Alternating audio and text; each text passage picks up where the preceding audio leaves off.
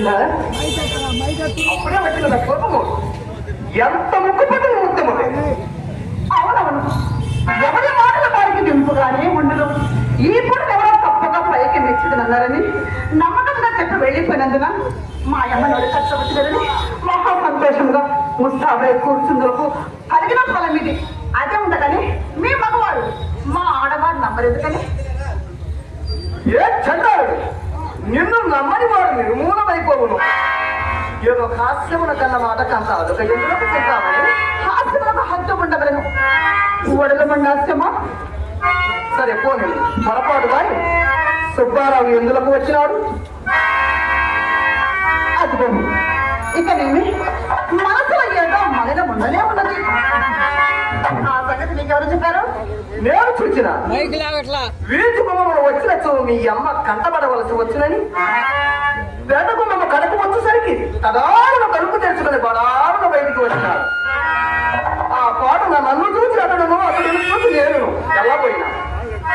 అతని కంట అనుమానం కలుగునందు కొంత దూరం కోరిక వాడుతూ గంట వెళ్ళినాను.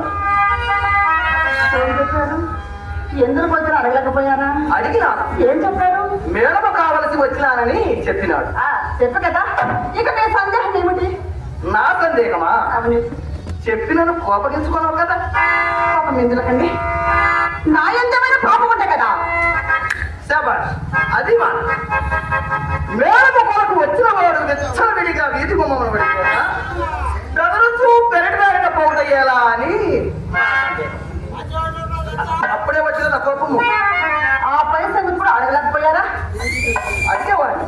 అంతలో ఒక బాల్యమిత్రుడు అదుపడి బొక్కాల సమావేశం వలన కుశల ప్రశ్నలు చేయించు పోటించు. అందువల్ల అడుగుటకు వీలు లేకపోయినా. అందువలన అడుగుడికి వెళ్ళలేకపోయింది కదా. అట్లే నేను చెప్పేది ఆలకింపుడు. మేడం గురించి మాట్లాడితే మాయ మాత్రం మేడం మీదకి వెంట పెట్టుకొని వచ్చింది కదా. ఇంటికి వచ్చి మర్యాద చూడడం ధర్మం కదండి.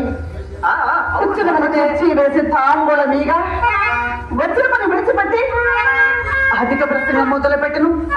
ఎవరా? సుబ్బారావు. అవునండి. వాడి పని రేపు చెప్తాను. అందుకు అచ్చిరాకు వచ్చి చప్పున మేటిగా చక్కపోతే మా అమ్మ నా మనసు కనిపెట్టి